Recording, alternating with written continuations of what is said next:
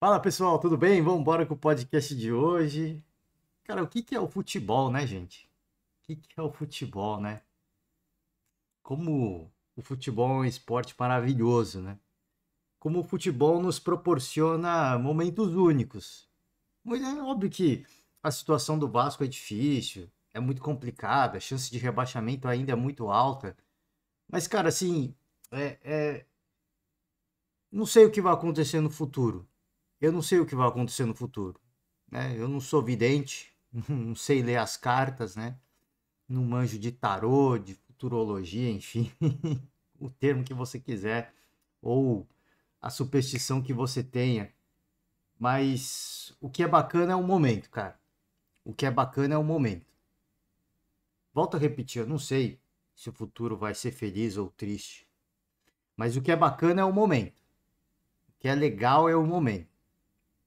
O que você experiencia, o que você vive, o que você vê, aquela adrenalina, aquela emoção que você sente, isso aí, cara, óbvio que se o futuro for melhor, seria muito melhor. Mas, cara, o que se vive no hoje, no agora, é inigualável, né? É inigualável. Se o que o torcedor vascaíno viveu nesse dia de sábado, nessa noite de sábado, foi algo, poxa, que é aquela coisa mágica do esporte, né? Por isso que a gente ama o esporte, por isso que a gente ama o futebol. Porque tá ruim, tá difícil, mas cara, às vezes acontece uma coisa e tudo aquilo que por mais que você tivesse esperança, fé, superstição, era inimaginável pensar o Vasco goleando o Fluminense. E aqui não é desmerecendo a qualidade do clássico, o componente do clássico, a qualidade das equipes, a história, a camisa, tudo que entra em campo quando essas duas equipes entram, quando as duas equipes vão para dentro do campo para jogar bola. Agora, é pelo momento. É pelo momento. Você pode ser, cara, extremamente otimista, mas era inimaginável que isso fosse acontecer. Era inimaginável. A vitória do Vasco não era inimaginável. Agora, da forma como foi também não. A partida, ela foi legal. Talvez o Fluminense não merecesse nem a goleada, mas o resultado final, né? O resultado final. A gente vai ouvir ao final do podcast de hoje algumas palavras do treinador Ramon Dias, deixar uma moral. Cara, é uma coisa que eu venho falando do Ramon desde que ele chegou no Vasco. A gente acompanha outros treinadores de equipes que estão na zona do rebaixamento e o Ramon, ele é muito diferente. Ele passa uma mensagem muito diferente, mas muito assim. E não é na forma como ele gesticula, ou como ele é articulado, ou o que ele vê do jogo. Assim, é da convicção dele, sabe? Dessa confiança que ele passa para o torcedor, de que alguma coisa diferente está acontecendo e de que vai acontecer. Você ouve muitos treinadores, fomos felizes aqui, fomos infeliz lá, a arbitragem prejudicou, mas vamos pro próximo jogo vai mudar, a gente vai lutar. Com o Ramon não. A pegada ela é diferente, assim, a vibe é a vibe, né? É a vibe que ele passa, que ele transmite nas coletivas, ela é diferente. É um negócio, assim, é uma parada que não dá para explicar. Uma coisa é você pegar e ver um Diego Aguirre no Santos, uma coisa é você pegar e ver um Barbieri no próprio Vasco, e você pegar e ver o Ramon. Talvez o Aguirre e o próprio Barbieri, ah, na sua argumentação, no que ele viu do jogo, ah, na- talvez eles consigam ser mais articulados nas palavras. Mas eu digo assim, assim, na mensagem que transmite, na mensagem que transmite, assim, o que o Ramon fala, assim, tem um poder que não dá, que eu falei, eu não consigo nem encontrar adjetivos para descrever. Quando você vê um Ramon Dias dando coletiva, a cada coletiva, você fica com aquela certeza, não digo nem certeza, mas você fica com aquela sensação de que, cara, o Vasco não vai cair. O Vasco não vai cair. Então fica aqui o convite aberto para você, torcedor vascaíno. A gente vai ouvir ao final do podcast de hoje algumas palavras do técnico Ramon Dias. E vamos embora, vamos com a tabela do Campeonato Brasileiro. 2 jogos encerraram, né, essa rodada. Rodada de sábado, jogo de sábado, né, porque domingo tem a final da Copa do Brasil. E a gente vai acompanhar tudo aqui também.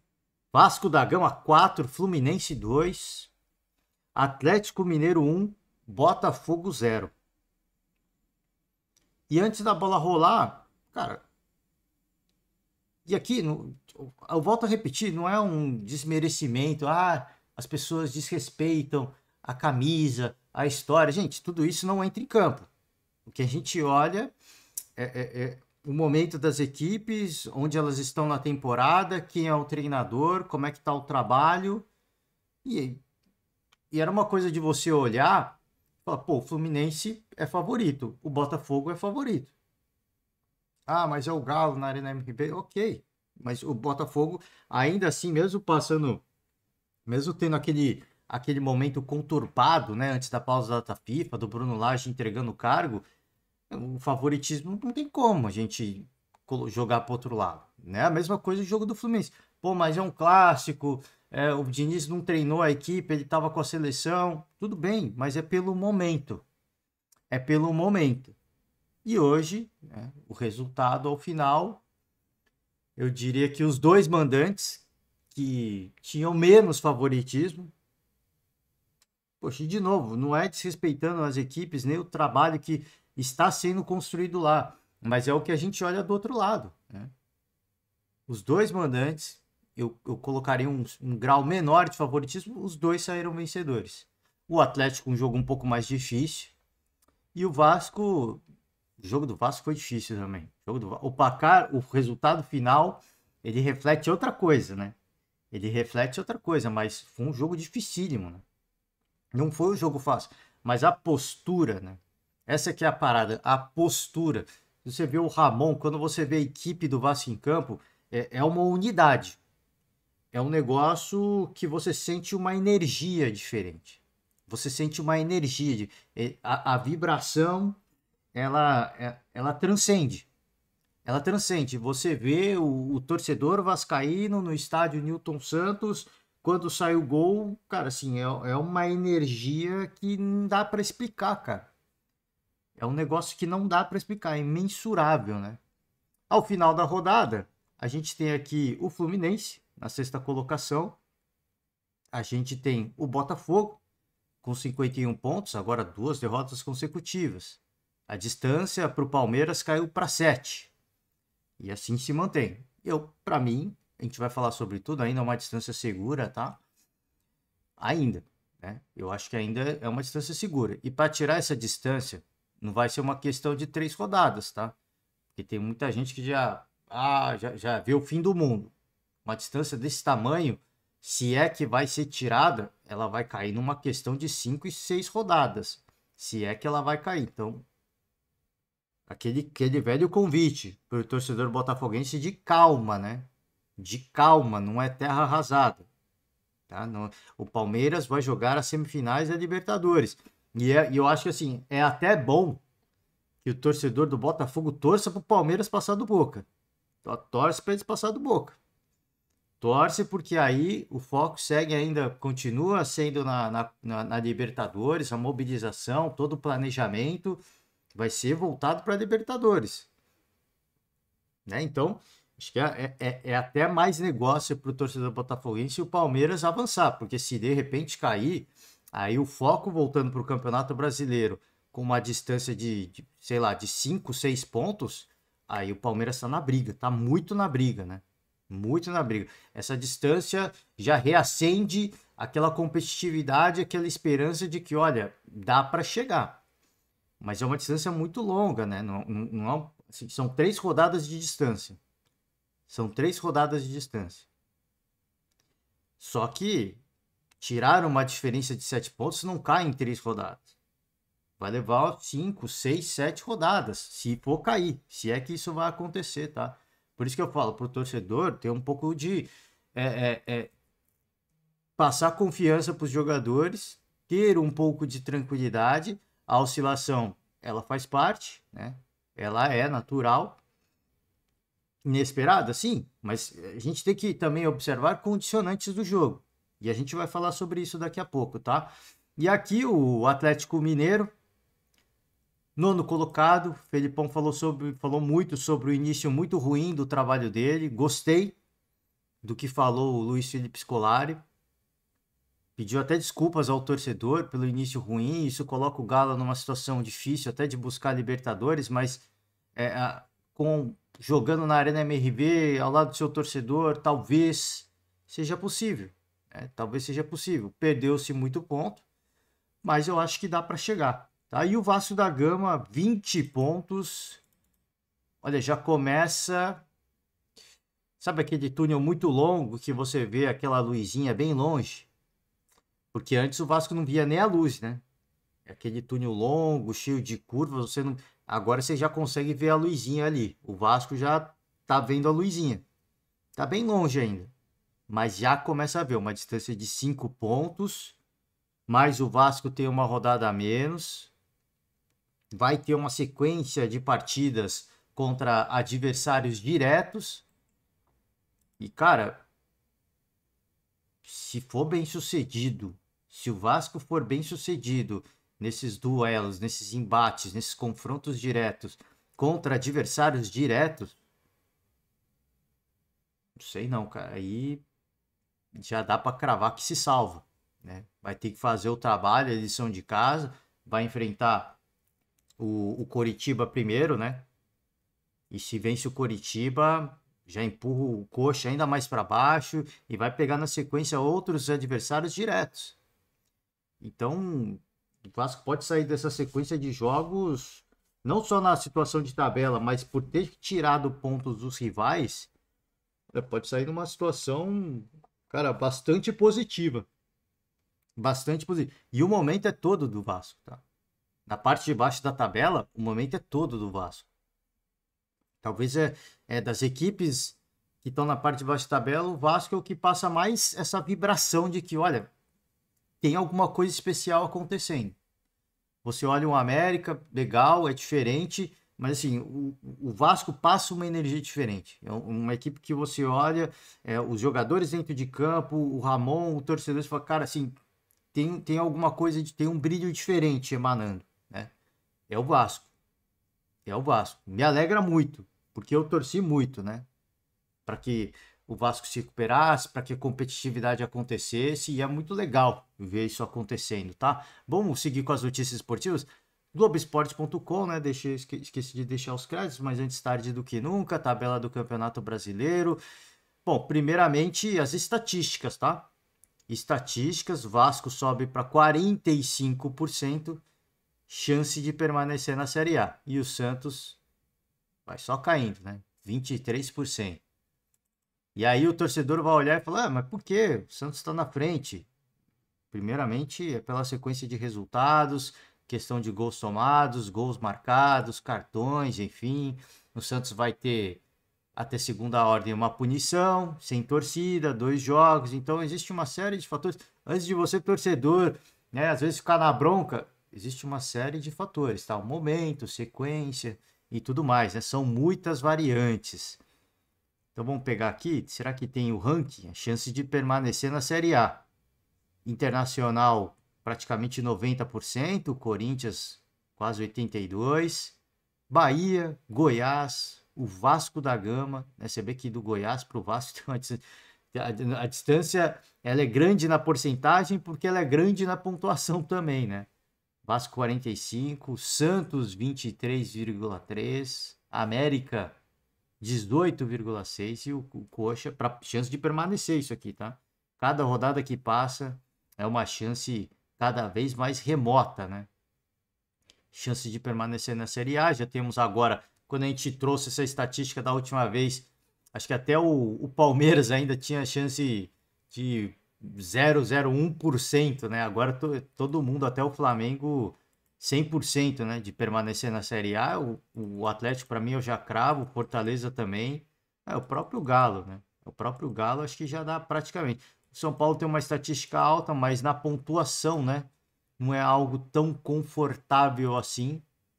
Não é algo tão confortável assim, mas é muito difícil, né? Muito óbvio que o torcedor sempre fica naquela, mas pro torcedor mais pessimista do São Paulo, porque às vezes eu acompanho alguns influencers são paulinos, tricolores, não dá para tirar a atenção do Campeonato Brasileiro. Após a definição da Copa do Brasil, o foco volta para o Campeonato Brasileiro. Então, assim, só tem, entre aspas, né? Só tem mais 2 jogos para você tirar o foco, né? Tirar o foco do campeonato. Pode ser, sei lá, vamos pensar o pior cenário. O São Paulo perde 2 jogos na sequência, porque tem dois. Tem o jogo agora, perdeu já, né? Agora, aí perde entre os 2 jogos. Então já perdeu um. Imagina, perde mais um jogo. Ficaria com 28 pontos. O que poderia acontecer aqui? Goiás e o Bahia encostar, talvez. Mas são 7 pontos para o Santos, por exemplo, né? E aí volta a atenção para o Campeonato Brasileiro. Então acho que para o São Paulo tá. Não dá para descuidar, obviamente, mas eu acho que tem uma tranquilidade até razoável, né? Uma tranquilidade bastante razoável. Chances de título. O Botafogo segue ainda sendo o grande favorito ao título. O Palmeiras aumenta a sua chance. Grêmio e o Bragantino também tem chance, hein? Chance de título aqui, ó. Palmeiras 15, Grêmio 4,2, o Bragantino, Fluminense, até o Flamengo tem chance, hein? Até o Fortaleza ainda tem chance, hein? É curioso, né? Essas equipes estão com bastante chances. Chance de G4 e G6. O Botafogo quase 100%, né? Chance de G4. Chances de ir para Libertadores, aqui G4 e G6. O Botafogo quase 100% de G6, né? Quase 100%. E o Palmeiras também tá na cola aqui, né? Praticamente já tá segurado na Libertadores do ano que vem. Palmeiras e o Botafogo, eu acho que já estão lá, né? E aí Grêmio, Bragantino, Fluminense, Flamengo, todos esses têm uma bela chance, mas eu acho que ainda não estão garantidos. Eu acho que não, porque ainda aqui tá muito embolado, né? Já começa a abrir uma distância do Palmeiras, né? Do Palmeiras para baixo. Já começa, você vê que já tem uma distância boa, Botafogo, Palmeiras, e o Palmeiras já começa a colocar uma distância, né? Se bem que o Grêmio tem um jogo a menos, jogo contra o Corinthians, se eventualmente vencer, fica perto do Palmeiras, e aí fica Botafogo, Palmeiras e Grêmio, né? Uma distância considerável entre eles, acho que aí o Grêmio ficaria numa boa situação. Bom, vamos embora, vai. Vamos sair das estatísticas. Sobre algumas palavras do Ramon, a gente vai ouvir ao final, mas a gente traz algumas aspas. Deixa eu pegar aqui, ó. Sempre disse que para a gente jogar em casa com a torcida, né? Esse fator é sobre a pergunta, é muito importante. Agora vamos jogar em nossa casa, vai ser ainda melhor. Vamos colocar mais pressão. Os jogadores estão respondendo bem. O Peck entrou no segundo tempo e fez 2 gols. Foi uma partida muito emocionante. O time se defendia e se atacava. A gente necessita muito dos 3 pontos. Quando se enfrenta equipes assim, no caso o Fluminense, num clássico, o mais importante é que os jogadores foram inteligentes taticamente. Sabíamos que o Marcelo entrava muito para o meio e deixa os espaços nas costas. E sabíamos que precisávamos aproveitar essa situação para chegar ao gol. Inclusive, cara, assim, o primeiro gol do o primeiro gol do Vasco, cara, assim, o o Marcelo fica pregado no chão, né? É o Rossi, né? Se eu não me engano, tira a bola, meu Deus, cara. Só que ele faz um golaço também, né? A gente deixa um crédito pro Marcelo, porque ele tomou ali um drible desconcertante, mas ele marcou um golaço desconcertante, né? Assim, do mais alto nível, né? Do mais alto nível. Encontramos uma boa equipe que se move bem taticamente e por um bom momento fomos bem. Em outro retrocedemos. Isso precisa melhorar. Gostei da atitude e personalidade, tá? Sobre o Peck, muito legal, né? O Gui, né? O torcedor, ele tem uma relação legal agora com o Gabriel Peck, né? E diz que ele se emocionou quando o Peck fez o gol.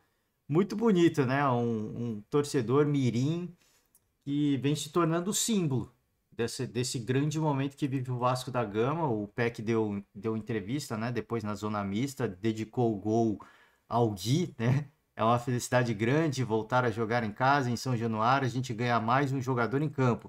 Muito feliz pelo Gui, meu grande amigo, estava devendo esse gol a ele e fico feliz por poder dedicar o gol a ele, né? Muito bacana, muito feliz. Se você não viu, eu faço o convite para você procurar nas redes sociais, né? Muito bonito, a cena é encantadora, né? A cena é encantadora, pô, é por isso que eu falo, assim, é muito mágico, né? Assim, a vibe é muito bacana. É muito bacana. Quando a gente olha para o Vasco, a vibe assim, que vai emitindo, ela é de uma particularidade muito bacana, tá? Aqui sobre o Eduardo Barros, de início suspenso, né? O Eduardo Barros criticou a arbitragem, criticou a arbitragem. Vamos pegar aqui umas aspas.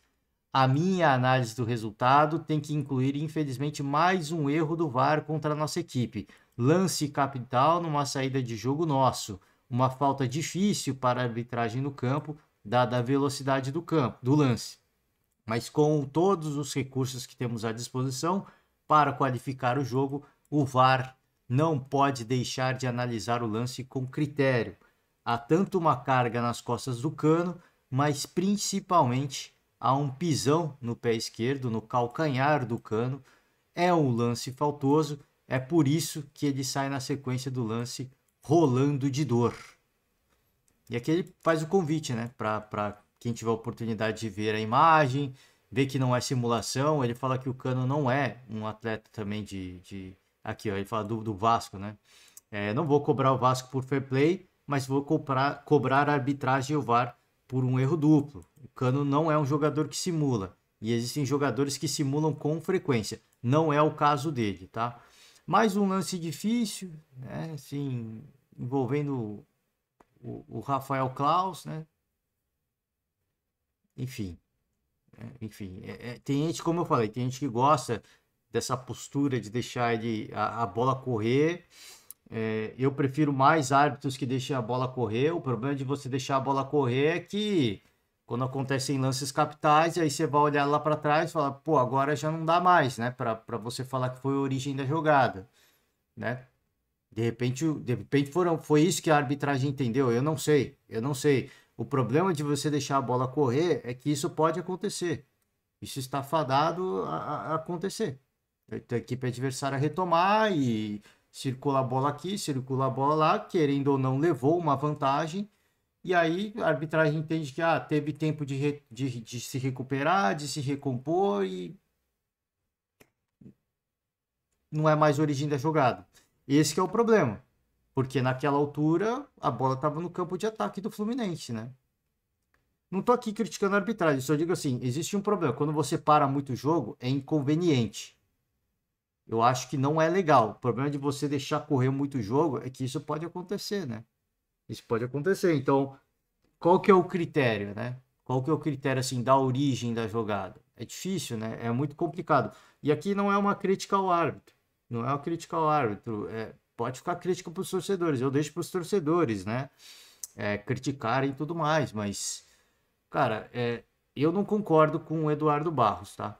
Eu não concordo ele já começa a coletiva falando sobre isso, sobre a questão do erro da arbitragem. Você pode ter o entendimento de que houve o erro. Eu, para mim, ainda caracterizaria o início da jogada. Eu interpreto como início da jogada. Só que, aquela coisa, tudo bem, foi início da jogada, o Vasco poderia ter o fair play de tirar a bola. Eu acho que não tinha que seguir o lance, até porque eles não sabem, como o Klaus não deu falta, eles não sabem se o Cano está valorizando ou não. Não é um jogador que simula, mas ele pode estar valorizando também. Então, nessa dúvida de você não saber se ele está valorizando ou não, deixa a bola seguir. A gente segue com o jogo. E aí saiu o gol do Vasco. Entendo que ali ainda estava no limite assim de ser origem da jogada ou não. Enfim, não vou entrar nesse mérito. Só que eu discordo do Eduardo Barros colocar isso logo no começo da coletiva, porque o Vasco faz o gol, o Fluminense empata. Né? O Vasco faz o gol, o Fluminense empata de novo. Aliás, o primeiro gol do Fluminense, o gol do Marcelo é qualquer parada, né? Mas enfim, só deixando destaque, né? Porque foi um golaço, né? Ele ficou pregado ali no lance do primeiro gol, mas, cara, o gol que ele faz é uma pintura, né? É de craque mesmo.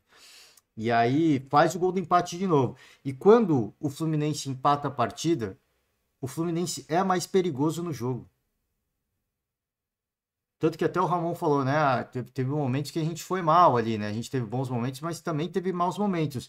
Talvez quando empata o jogo é quando o Fluminense fica até um pouco melhor, oferecendo mais perigo, chegando, assim, o John Kennedy, por exemplo, cara, assim, ele fez um salseiro. Ele fez um salseiro, não foi efetivo, não finalizou legal, mas ele teve, acho que umas duas grandes jogadas individuais dele, né? Então o Fluminense teve bons momentos. O terceiro gol do Vasco sai num lance bizonho. Sai num lance bizonho, assim, foi um erro do André, se eu não me engano, né? Cara, assim, o lance totalmente bizonho. É do André, não. É do André? Eu acho que é do André com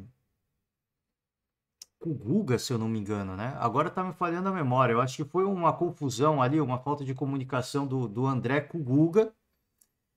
Acho que é difícil explicar o que aconteceu, tá? É difícil explicar, porque foi uma pataquada. Né? O André vai. Eu acho que a intenção do André era recuar a bola para o Fábio.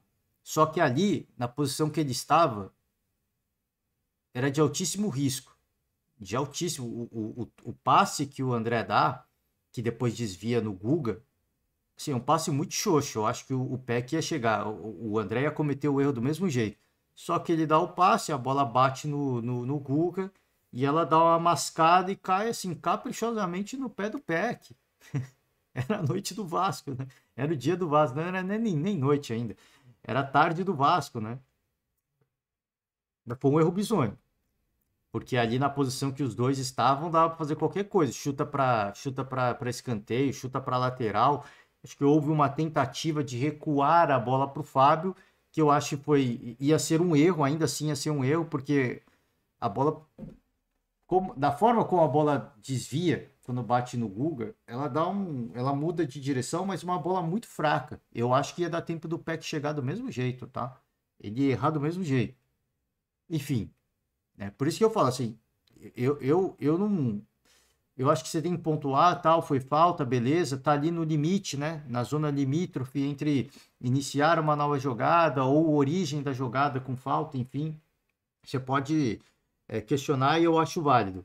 Eu só não acho válido o treinador ir lá e depois reclamar disso.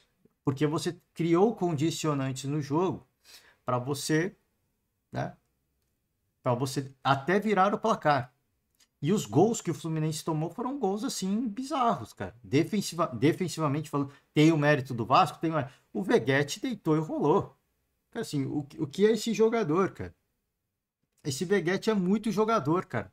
O segundo gol do PEC, o quarto gol do Vasco, cara, assim, é coisa para poucos. É coisa para poucos. Não a ajeitada de cabeça que ele deu, mas a visão de jogo. 99% dos centroavantes iam cabecear para o gol. O Veguete vê a bola chegando, o cruzamento chegando, e ele ajeita pro Gabriel Peck cabecear, cara. Esse Veguete, cara, ele é muito jogador, cara.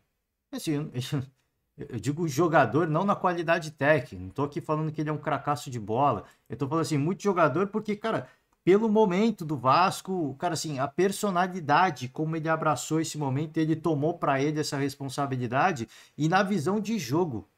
E na visão de jogo, o que ele faz, ele fez o gol mais uma vez, ele ajeita essa bola pro pé, que, como eu falei, eu imagino que 99% dos atletas, não precisa nem ser centroavante, naquela situação, eles cabeceariam pro gol. E o Veguete está o tempo todo vendo o Peck entrando. E ele tinha condição de cabecear para o gol ali. Só que ele preferiu ajeitar. Isso é uma visão para poucos. Assim, ainda mais, como eu falei, na situação que se encontra o Vasco, de, poxa, se a gente faz o quarto gol, é vitória garantida. Se a gente não faz o gol, talvez fique num sufoco aqui. Talvez fique no sufoco, o Fluminense pode empatar de novo, a gente não pode sair com empate, e o cara faz e o PEC faz. Assim, o momento, ele é muito mágico, né? Quando você faz coisas boas, você atrai coisas boas, cara. Você atrai coisas boas. E eu volto a repetir, o Fluminense teve bom momento na partida. Teve muito mais posse de bola. teve construção de jogada. Então, você acreditar numa coisa como o Eduardo Barros faz, acreditar um resultado muito ruim, uma goleada, iniciando uma coletiva, colocando na conta da arbitragem, não que você não deva fazer isso, você deve. Mas, cara, houve o mérito do Vasco e, sincero, honestamente, os erros defensivos do Fluminense foram totalmente bizarros. Foram totalmente bizarros. Tá? Vamos embora. Aqui, ó. Aqui tá a foto, né, do tornozelo do Cano. Pô, não vou rodar porque tem sangue na imagem, né? Não sei como é que o YouTube vai interpretar isso. Mas aqui tá a imagem do pisão, né? Foi claro, assim, a falta é clara. A falta é clara. Agora que eu falei, assim, ela tá no limite do que pode ser considerado o, eu para mim, é o início, ali é o início da jogada do Vasco. Eu acho que o gol, para mim, ele deveria ser anulado. Só que a bola correu muito tempo depois. Esse que é o problema. Quando o Klaus deixa a bola correr, o jogo seguiu. O Vasco tocou bola horizontalmente. Então houve tempo o Cano é um centroavante. Ele normalmente não vai recuar naquela altura de campo. Ele fez isso no jogo da Libertadores, mas contra o Olímpia, mas não é um comportamento natural, né? Taticamente do Cano recompor até a grande área. Então eu imagino que a arbitragem entendeu que houve tempo suficiente para que a equipe do Fluminense se organizasse defensivamente e já era. A falta aconteceu, a falta para mim ela é claríssima. Ela é claríssima. E para mim ainda era início da jogada. Ainda era. Mas eu não sei, talvez. Eu não sei se qual que é o critério, né, que a arbitragem adota. Se é o tempo, a quantidade de passes, ou a forma como a equipe se recompôs. A equipe do Fluminense estava bem postada. Defensivamente, né? Estava bem postada. Então, vai ficar nesse meio termo.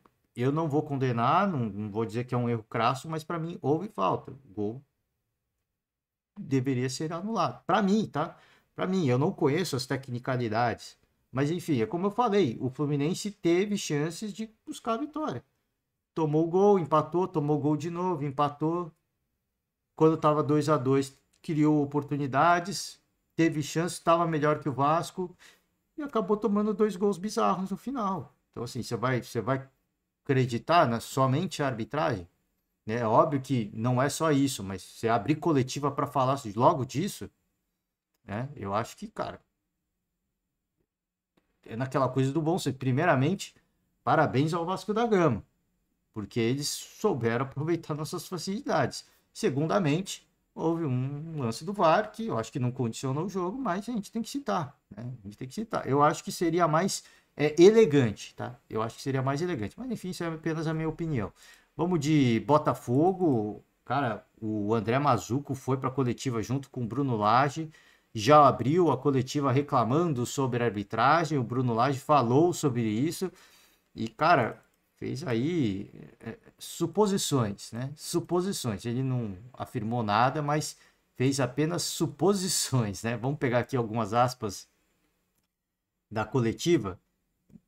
Aqui do diretor de futebol do Botafogo, tá? Infelizmente, mais uma vez, a gente tem que vir aqui, chega a ser cansativo. Infelizmente, de novo, a gente vê um erro capital, inaceitável da arbitragem.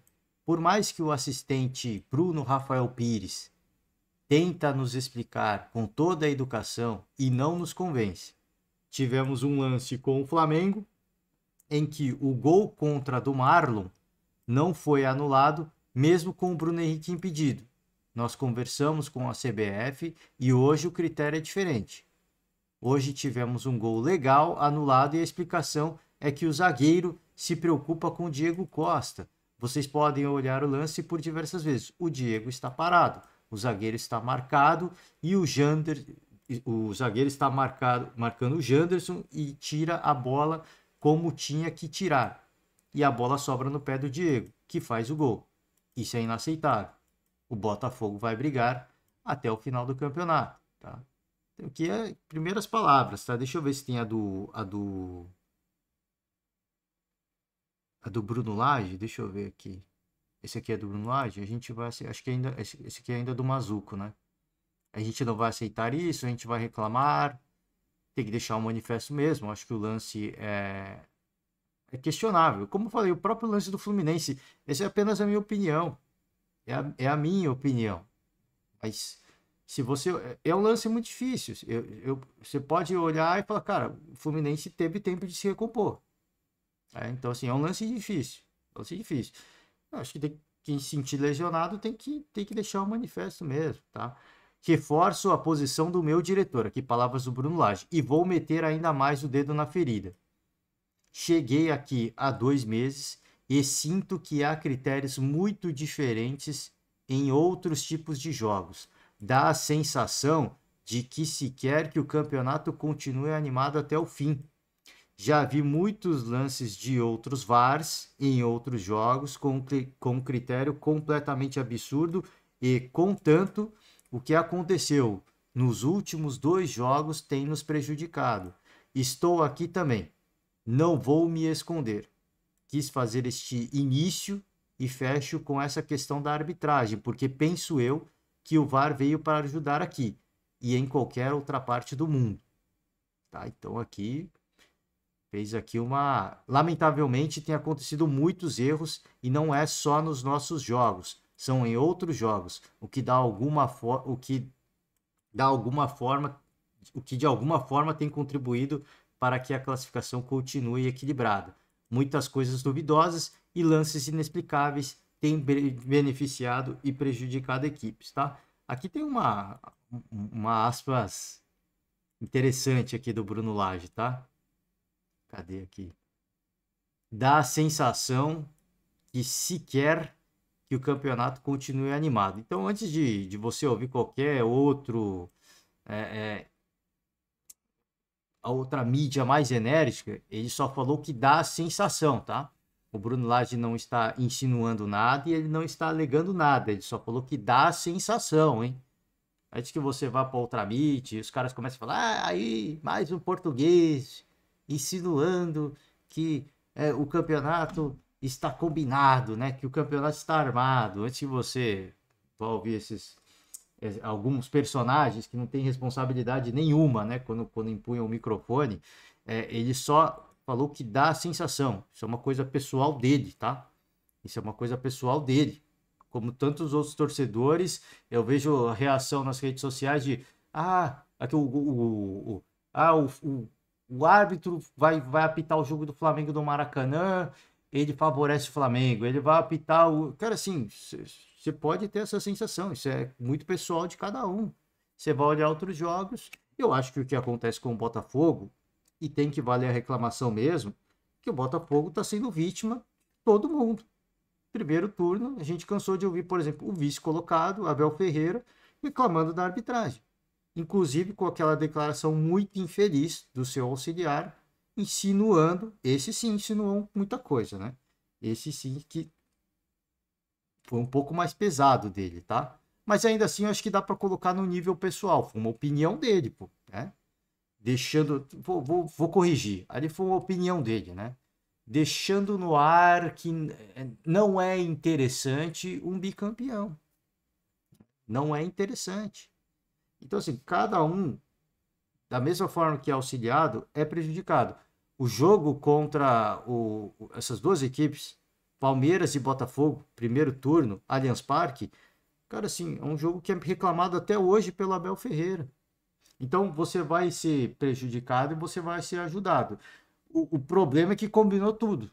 Né? Combinou tudo. Para o Botafogo viver essa oscilação agora, combinou tudo. O time não pratica um bom futebol, é importante a gente destacar, mas é importante a gente também contextualizar que o rendimento com o Bruno Lage caiu em virtude de reforços, isso é uma coisa que ele fala e eu concordo, só que agora ele teve 10, 11 dias para treinar, a gente esperava ver uma evolução.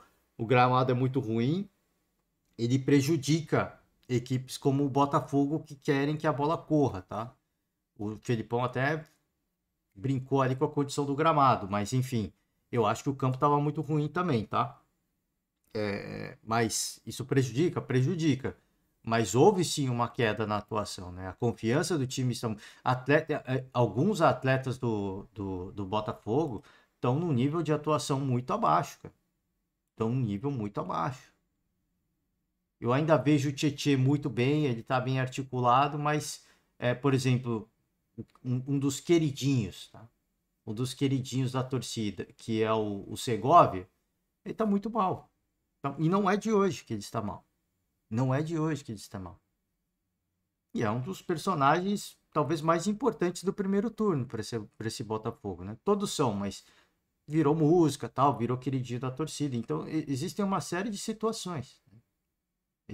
Existem uma série de situações que é importante a gente contextualizar. Não estou passando pano. Não estou passando. Eu só quero contextualizar para o torcedor que, cara, pô, Bruno Lage não dá, não sabe nada, só inventa. Eu vi muita gente falando.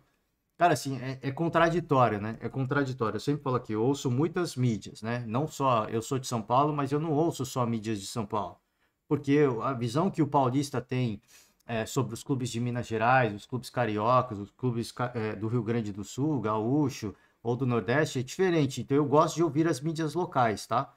Eu gosto de ouvir. Então eu ouço as mídias mineiras, eu ouço as mídias cariocas, as mídias gaúchas, enfim, eu ouço todas, né? O máximo, não consigo ouvir todas, né? Por exemplo, de Goiânia não consigo ouvir muito bem, de Curitiba também não, nem do Ceará. Consigo ouvir uma vez ou outra, mas não direto, né? Não com assiduidade que eu ouço as mídias mineiras, as gaúchas e as cariocas. E assim, é curioso, porque eles falam assim, pô, antes do pré-jogo, o Bruno Lage precisa parar de inventar. Ele precisa colocar os jogadores. O Bruno Lage precisa fazer o feijão com arroz, que era o time do Luiz Castro. Beleza, ele fez isso. Tá? Existem, cara, assim, eu não digo que me irrita, mas é muito ingênuo você achar que um trabalho ele vai até o final jogando da mesma forma. O Fábio Carille, Corinthians de 2017, ele manteve a mesma forma até o final e por um dado momento, existe até um vídeo que virou meme do Craque Neto no YouTube, é só você procurar. Em dado momento, os corintianos acharam que o Palmeiras fosse ganhar o título. Então, assim, não dá para você jogar o campeonato inteiro da mesma, porque a fórmula se esgota. Assim, é muito ingênuo achar que o Botafogo tem que jogar do mesmo jeito que jogava. Quando o Cláudio Caçapa chegou, o time já estava perdendo rendimento. Só não enxerga quem não quer. Ele saiu com 100% de aproveitamento. Legal, ele ainda estava tirando o que dava, né? Ele estava espremendo a laranja até o limite. Mas o time já não estava jogando bem naquela época. Conseguia os resultados, mas já não os níveis de atuação já tinham caído muito. Mérito do treinador também, óbvio. Tá? Não estou querendo tirar o mérito. Eu estou pontuando o contexto histórico, né? Não tem como você ser campeão jogando do mesmo jeito. Tirando o Flamengo do Jorge Jesus, porque ali, né, você jogar daquele jeito não tem para ninguém. Mas a forma como a fórmula Luiz Castro, o jeito que o Corinthians jogava do Fábio Carille parecia ser imbatido, mas a fórmula se esgota com o tempo. Você precisa e mesmo o Flamengo do Jorge Jesus, existe uma falsa sensação de que o Jorge Jesus repetia escalação. Ele não repetia escalação. Existe uma falsa sensação de que é sempre o mesmo, né? Era sempre os mesmos caras. Não eram os mesmos caras. Existiam os pilares centrais. Então, na zaga, o primeiro nome que vem à memória, Rodrigo Caio. Pablo Mari fez um grande campeonato também. Gerson nem se fala. Né? Bruno Henrique, Gabigol, Arrascaeta. Pô, era qualquer parada, né? Esses são os primeiros nomes, mas ele não repetia, apesar desses personagens, né, desses protagonistas sempre estarem aparecendo e ganhando destaque, revezando esse protagonismo, a escalação nunca era a mesma. Assim, repetia de repente 1, 2 jogos. No terceiro jogo já não, mudavam 1, 2 jogadores. Então existe essa falsa sensação de que o jeito de jogar, né?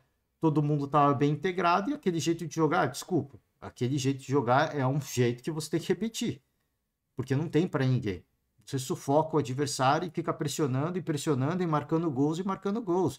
O jeito que o Botafogo jogava com o Luiz Castro era diferente. Era um time muito eficiente, mas que por várias vezes se adequava, às vezes até o adversário, né? O jogo que o Botafogo fez contra o Grêmio e contra o Palmeiras, foi assim, não digo foi um banho tático, mas foi uma leitura de jogo de, cara, encaixou. Encaixou o jogo. Então, assim, não dá para você seguir. Faz o feijão com arroz. Tá, então, antes do jogo, pré-jogo, vamos voltar. O pessoal olha a escalação. Pô, finalmente, Bruno Lage vai parar de inventar. Aí coloca esse time. O time joga, termina o jogo, perde. Mas também, né? O Bruno Lage tá vendo que não tá funcionando. E eu não sei o que os caras querem. E eu tô falando, eu ouvi mídias cariocas. Então, assim, pô, ele tem que parar de inventar. Beleza, ele vai lá, entra com um time, escalação ideal, como tem que ser. Aí perde o jogo, pô, mas aí também o Bruno Lage tem que ver que fulano tá mal, outro fulano tá mal. Ele fez o que vocês querem. Que mais que vocês querem? Né? Então, assim, ele não pode mexer na escalação, quando mexe, ele tem que mexer. Eu entendo, esse é o papel do treinador. Esse é o papel do treinador. Ninguém vê o treino.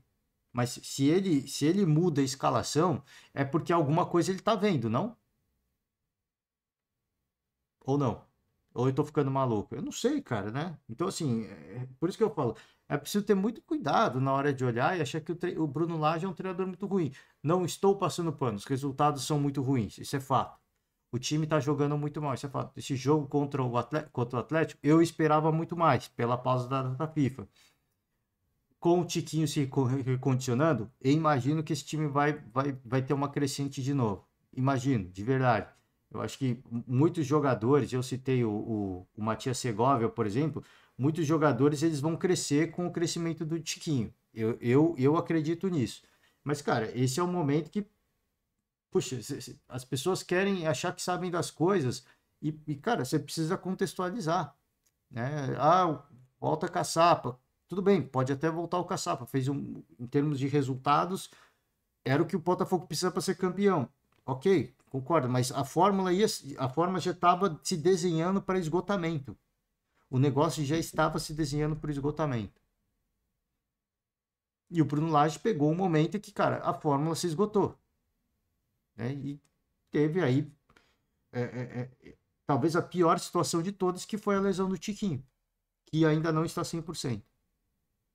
Teve uma pausa importante, ele se recondicionou, teve boas jogadas, mas ele ainda não está 100%. Então você vê assim, você vê que a situação se inverteu, porque o Botafogo nunca reclamava de arbitragem, mesmo quando era prejudicado, porque o time jogava bem e vencia. Agora, no momento em que a bola não entra e alguns erros começam a aparecer, começa a ficar escancarado. Só que os erros acontecem para todo mundo. Não é que dá a sensação que querem que o campeonato continue animado no fim. Não, não é esse o ponto. Eu acho que não é nem isso. É que, cara, a arbitragem errou para todo mundo. E segue errando para todo mundo. A diferença é que agora o Botafogo não está marcando para compensar esses erros. Mesmo quando o Botafogo fazia partidas abaixo, o Botafogo vencia. Isso já acontecia no período do Luiz Castro. Não foi um primeiro turno avassalador. Foi avassalador em termos de resultado, mas dá para você pegar um ou dois, três jogos que o Botafogo foi muito mal, mas venceu. E é assim que se consolida um campeonato. Então, hoje, passa por um momento difícil, sim, mas eu não acho que é desesperador. Como eu já vejo, cara, assim, muito, assim, teoria do caos, né? Meu Deus, manda embora, tá tudo errado. Uma distância de 7 pontos. Na teoria, são 3 rodadas, mas essa diferença não se tira em 3 rodadas. E o Palmeiras tem 2 jogos importantíssimos da Libertadores, onde a mobilização vai ser, cara, de 100%. De 100%. Então, se eventualmente o Palmeiras conseguir diminuir essa distância até para uma rodada, 3 pontos, isso aí vai ser algo, até pela Libertadores que tem no meio, vai ser algo que vai precisar de, cara, eu imagino eu, tá? 6 a 7 rodadas, tá? Imagino eu. 6 a 7 rodadas. E o Botafogo, isso contando que o Botafogo vai seguir muito mal, hein? E o que eu acho que não vai acontecer. Acho que com o Tiquinho se recondicionando, ganhando ritmo de jogo, ganhando confiança, ele era um dos pilares. O Bruno Lage falou isso várias vezes.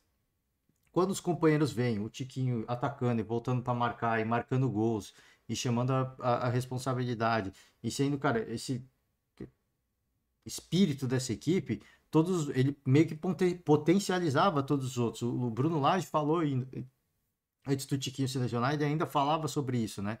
Então eu acho que com com esse recondicionamento, com a recuperação do Tiquinho, essa retomada tende a acontecer. Só que aí vai entrar o trabalho do Bruno Lage de encontrar assim, a melhor situação. Se não tá dando certo, precisa parar de tomar gol. Esse é um ponto. Esse é um ponto. Mas, né? Eu não acho que é motivo ainda, tá? Meu Deus, fim do mundo. Então, calma, tá muito longe disso, eu acho, tá? Bom, o Diego Costa falou que meteram a mão, né? Vai tomar punição aí. Está claríssimo que o gol foi legal. Acho que eles aí meteram a mão, não na questão da interpretação. Nem pensou, nem olhou muito. Sabemos que para a competição fica mais atrativa. Sabemos que para a competição ficar mais atrativa tem que deixar o Botafogo mais próximo dos adversários, né? Então, Diego Costa deixou a reclamação dele. Provavelmente deve tomar uma punição, né? Porque falou que meteram a mão. Assim, a arbitragem faz o que quer, mas o atleta também não pode falar o que quer, né? Isso eu acho o fim do mundo. Mas, enfim, aqui fica aqui apenas a minha lamentação, né? De que os caras fazem o que querem, né? Daronco faz o que quer, não acontece nada, né? E quem toma a punição é o atleta, né? Então, infelizmente, esse é o futebol que a gente vive, onde personagens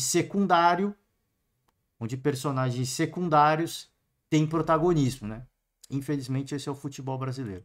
Vambora? Sobre o Felipão, pô, deixa eu agilizar aqui, né? Caramba. Felipão, vamos pegar algumas aspas do Luiz Felipe Scolari. O nosso ideal é chegar entre os classificados da Libertadores. É o que restou, né? É o projeto do momento. A gente está caminhando para isso. Infelizmente, peço desculpas à torcida do Atlético. Naqueles 9 jogos, não conseguimos dar uma condição melhor para o Atlético. Agora temos que correr atrás disso, né? É aquilo que eu falei, né? Antes de a gente chegar até aqui. Gostei muito do Felipão colocar isso, tá?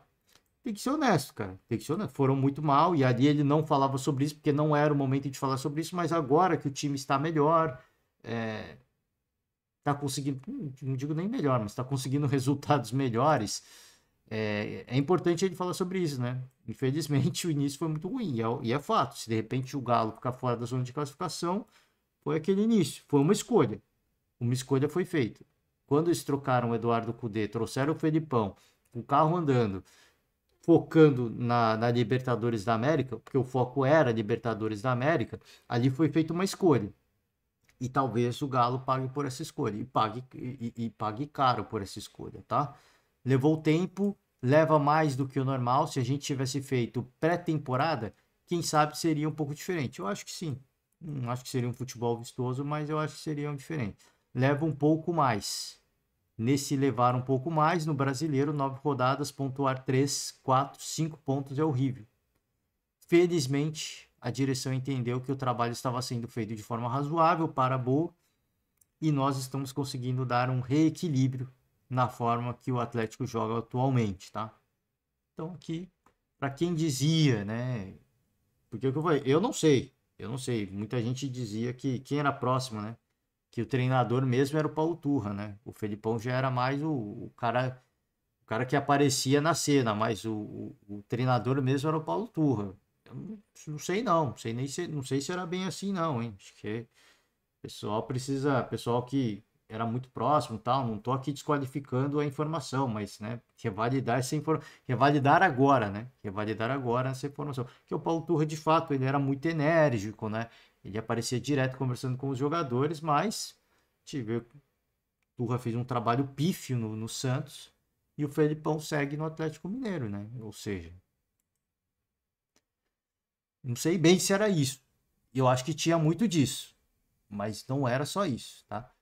Sobre o Paulinho, para a gente finalizar, chegou a 20 gols na temporada, hein?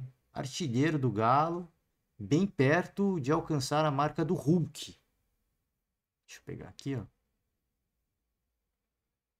Aqui, palavras do Paulinho. Temos que enaltecer a vitória do time, o esforço que fizemos sem e com a bola, convertendo em gol e vitória. Fico feliz de ajudar mais uma vez.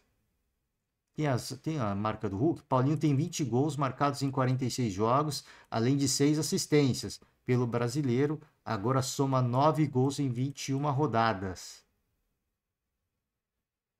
Gols do Atlético nos últimos jogos. Paulinho, Paulinho, Paulinho, Paulinho. Hulk, Pavão, Paulinho. É impressionante, né? É um cara muito decisivo. Foi o cara que fez o gol da inauguração, né, da Arena MRV. Grande personagem, grande momento. Foi contestado pela torcida em alguns momentos pelo jejum de gols, mas é normal do nosso futebol, né? Quando um jogador importante passa por um jejum de gols, ele vai ser contestado, como é contestado hoje. Gabriel Barbosa, o famoso Lil Gabi, né? Vambora, com todo respeito, né? Vambora, vamos pegar algumas palavras da coletiva do Ramon. Então, aquele nosso velho convite para o torcedor, né? Primeiramente, para se inscrever no canal e curtir o vídeo. Primeiramente, né, antes de ouvir qualquer coisa, vou deixar o link na descrição do vídeo. Então, primeiramente você abre lá, curte, aí você volta, ouve com a gente, tá? E depois a gente só vai ouvir algumas perguntas e depois você segue no canal da Vasco TV, tá? Então fica esse convite aberto para vocês e vamos embora. Vai sem mais delongas, Ramon Dias, após essa grande vitória do Vasco da Gama. Foi um jogo eletrizante. Queria que, primeiramente, o senhor comentasse sobre a partida. E o senhor que é experiente em clássicos, lá na Argentina já venceu muitos. Esperava que o primeiro seu clássico pelo Vasco fosse dessa maneira, ainda mais com essa vitória maiúscula sobre o Fluminense? Obrigado. No, creo que cuando enfrentás a estos equipos y siendo un clásico tan importante, creo que la cosa más importante es que los jugadores fueron muy inteligentes tácticamente. Sabíamos que Marcelo metían mucho para adentro y dejábamos los espacios a los costados. Entonces teníamos que aprovechar bien esa situación para poder llegar al gol. Y los jugadores realmente lo hicieron muy bien, muy ordenado tácticamente. Encontramos un equipo que se mueve muy bien tácticamente, mucha movilidad. Y nosotros por momentos muy bien y por momentos retrocediendo mucho. Entonces esas cosas hay que mejorarlas, pero me gustó muchísimo la actitud del equipo, la actitud, la personalidad para jugar un partido tan importante. Yo siempre decía que la gente para nosotros es muy importante y hoy demuestra también que nos ayudó siempre, en todo momento. Y ahora que jugamos de local, que vamos a jugar en nuestra cancha, mejor todavía. Va a haber más presión, pero los jugadores están respondiendo muy bien tácticamente, todo el grupo, no solamente uno, sino todo el grupo, porque un ejemplo te doy, Peck estaba en el banco y entró y convirtió 2 goles. Entonces un sacrificio enorme de todos. Yo solo tengo que felicitar porque fue un partido muy emocionante en todo momento, en los dos momentos, en ataque, se atacaban, ellos juegan muy bien, tengo que felicitar porque es un gran equipo, juegan muy bien, pero nosotros los puntos los necesitábamos estos 3 puntos para poder continuar a seguir trabajando. Va a ser difícil, pero el equipo está creciendo, está trabajando mucho, los jugadores anímicamente están bien, entonces es un momento lindo para seguir trabajando, para seguir luchando, para seguir jugando mejor. Hay tácticamente, hay cosas que tenemos que corregir, pero fue un partido muy emocionante, la gente lo disfrutó, los que nos vio afuera de este estadio, vamos a competir, Vasco va a competir hasta el final. Así que por eso tengo que agradecer a los jugadores, a todos los que nos ayudaron. Pero ya el jueves tenemos otro partido muy importante para nosotros. Así que el equipo y el club y todos los hinchas no nos tenemos que relajar. No hay que relajarse, hay que continuar a trabajar, continuar al sacrificio y que la gente siga apoyando como ahora. Que va bastante bien, todo va bastante bien. Muchas gracias. Bom, aqui é aquilo que eu falei, né? Quando eu abri o podcast. Assim, o Ramon, ele não é nem pela leitura do jogo, né? Como eu falei, pela leitura do jogo, pelo que ele fala do que ele pensou ali do comportamento do Marcelo e tudo mais. A parte das aspas, né? O começo a gente leu ali na notícia do GE, no artigo do GE. Não é nem por isso. assim, o recorte que eu faço, e que para mim é o mais importante para o torcedor, é que ele fala assim, o Vasco vai competir até o fim. Numa coletiva anterior, ele falou que o Vasco não vai cair. Agora ele falou, o Vasco vai competir até o fim. Cara, você vê que são... e assim, ele não fala... não, o Vasco vai competir, a gente vai mudar, a gente vai melhorar. Né? Não é assim, assim imagina o Barbieri, né? Antes do... Com todo respeito ao Barbieri. Não, a gente vai seguir trabalhando. A gente vai seguir trabalhando. A gente teve coisas positivas, a gente vai melhorar, a gente vai seguir trabalhando. O Vasco vai competir. Agora você pega o Ramon. Ó, o Vasco vai competir até o final, hein? Nós vamos competir até o final. Te venceu, precisava dos 3 pontos. Só que eu já falei lá dentro. Você tem que seguir. A caminhada segue. Já tem um jogo importante agora aí. Que vai ser o jogo contra o Coritiba, né? Já tem coisa aí na frente. Então desfrutar, obviamente, mas o trabalho segue.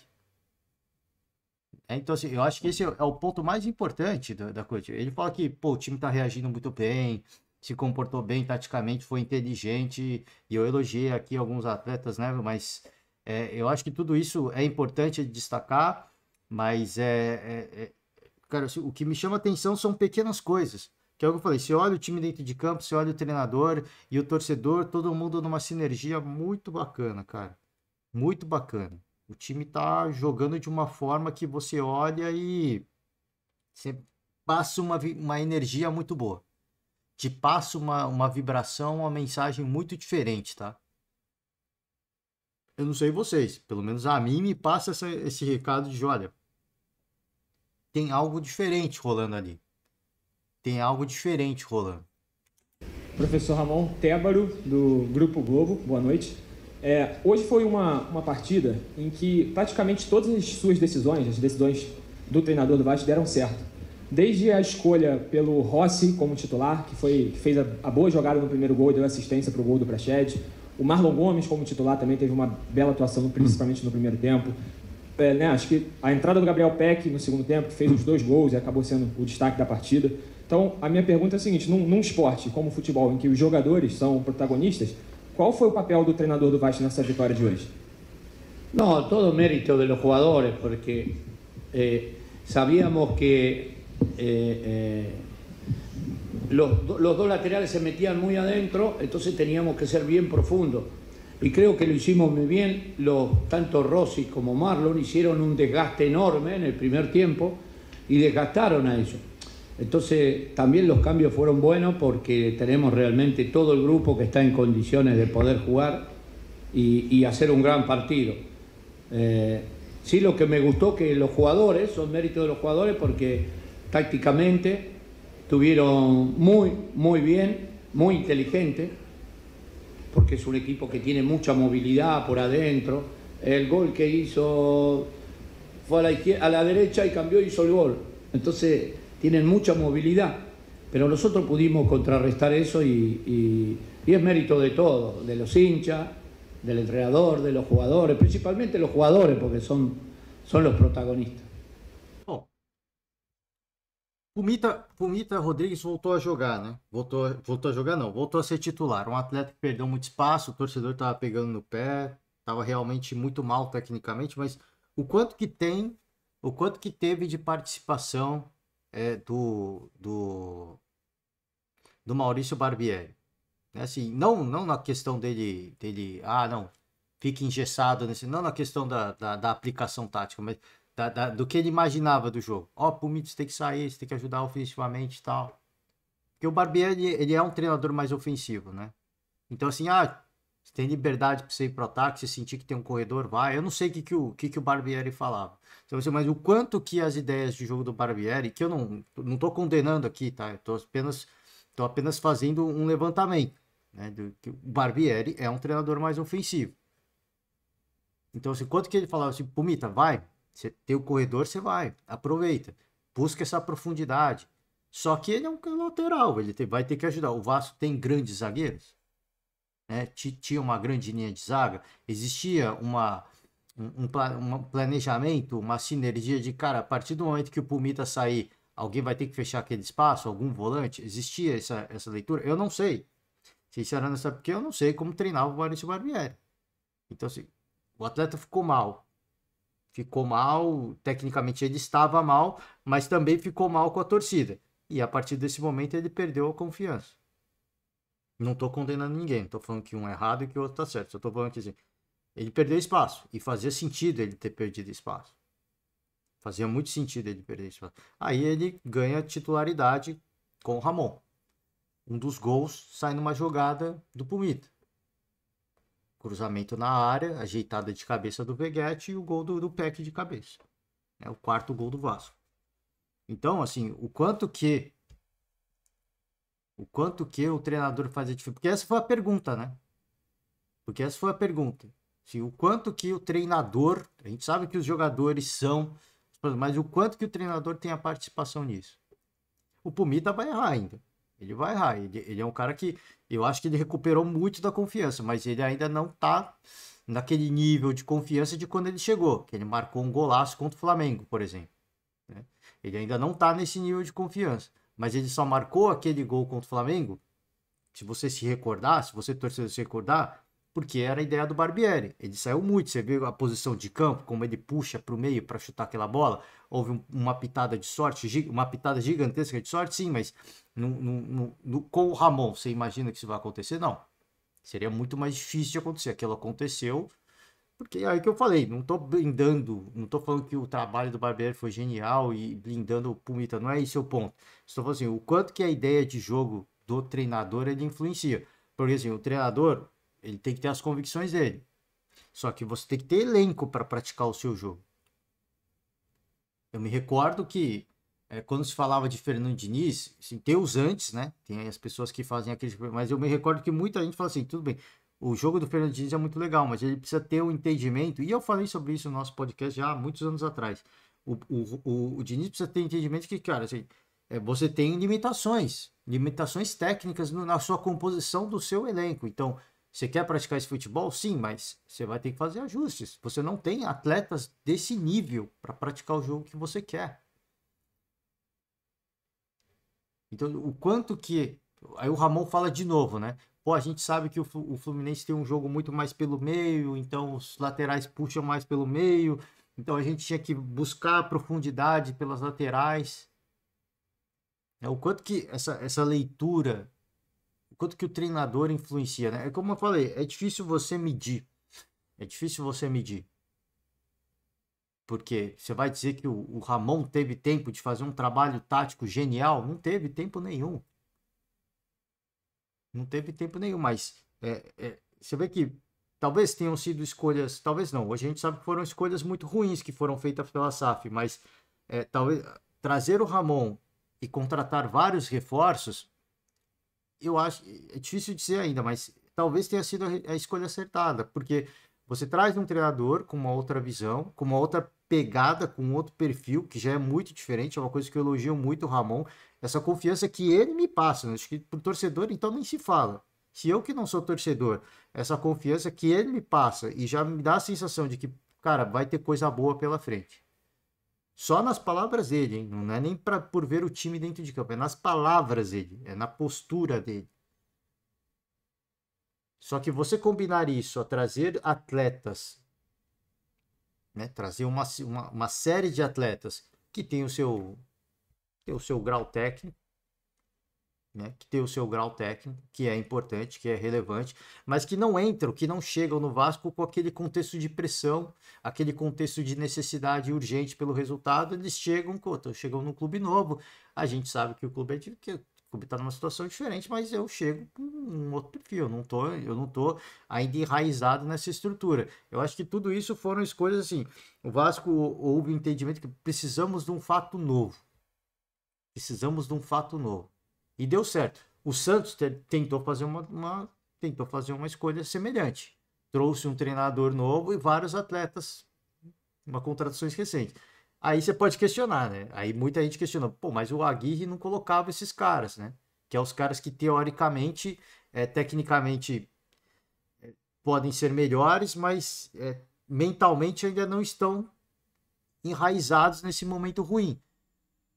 já cometeu um erro, porque agora o Aguirre foi mandado embora e os atletas que chegaram já estão nessa estrutura, já foram puxados para baixo, né? Então você vê que que a escolha correta do treinador, e a partir do momento que você vai colocar jogadores novos do elenco, né? O Vasco fez a opção de dar sangue novo de uma forma geral. Vamos injetar sangue novo em tudo. E me parece que foi a escolha correta agora. Me parece. O Santos tentou fazer o mesmo. Só que o técnico não foi o correto. Não era o técnico de pegada que o Santos precisava. Do cara que vai chegar e vai mudar. Vamos mudar isso aqui. Nós vamos mudar isso aqui. Não era o técnico correto. Agora fica fácil de falar, mas não era, né? Então já a tentativa, aquele tiro que deu o Santos já foi pro saco. E o Vasco tá dando muito certo, né? Por quê? Aí, de novo, eu não sei nem se o Ramon vai fazer um trabalho exuberante taticamente, mas não é isso que o Vasco precisa hoje. Não é isso que é preciso. O que é preciso é resultado, independentemente da forma como seja, como tem que ser. E tá conseguindo, né? E tá conseguindo. Então, eu acho que o Ramon tem uma participação. Ele coloca aqui uma situação de humildade muito grande, ele dá todos os créditos aos jogadores, e tem que ser mesmo, porque ele é protagonista, mas ele tem um papel muito relevante. Ele tem um papel muito relevante. Imagina se o Vasco traz todos esses reforços para o Barbieri. A gente vai continuar insistindo, né? A gente criou várias situações de gols, a gente não está sendo feliz na finalização, mas a gente vai continuar insistindo. A gente vai continuar, porque, né, não é por causa disso que a gente vai jogar tudo no lixo. Imagina. Não ia dar certo. Ia ser ia queimar uma cartada, que foi o que o Santos fez. Que não trouxe um treinador para chegar e mudar tudo. Na verdade fez isso, né, com o Paulo Turra, só que ele chegou chutando a porta, né, achando que era o dono do Santos. O Ramon não, chega num outro contexto. Não, aqui tem a estrutura, tem o torcedor, tudo bem. Eu vou mudar nos jogadores aqui, eu vou trabalhar com os jogadores. Vamos virar a situação, vamos lutar, pegar, competir. O Vasco vai competir até o final, né? Vencer vira a página já, porque agora é outro jogo. É mais 3 pontos. É outro jogo. Então, volto a repetir, são pequenas coisas que me passam essa sensação muito positiva de que o Vasco, assim, vai ter um futuro muito feliz, cara. Vai ter um futuro muito feliz. Bom, eu vou encerrar o podcast de hoje. Domingo é dia de Copa do Brasil. Então vamos trazer a agenda do dia. Domingo é dia de final. Domingo é dia de Flamengo e São Paulo. Primeiro jogo válido pela Copa do Brasil. Expectativa muito grande. Eu não vou fazer prévia disso. Não dá nem para saber, não dá nem para imaginar o que vai acontecer. Não dá. Não dá, a sequência das duas equipes não é legal, mas jogo decisivo é outra parada, é outra pegada. Então, o que a gente pode fazer é acompanhar o jogo. E amanhã a gente está de volta para falar do resultado desse primeiro jogo da Copa do Brasil, tá? Fico na torcida para que seja um grande espetáculo, tá? Que seja um grande espetáculo. Agradeço demais a todos. Ótimo domingo de jogo para você. Mesmo se você não for torcedor, eu tenho certeza que você vai acompanhar. Então acompanhe. Amanhã a gente está de volta para falar um pouco mais sobre essa partida, tá? Agradeço demais. Encerro por hoje. Você que nos acompanha até aqui, deixa uma moral pra gente, tá? Forte abraço e até amanhã. Tchau.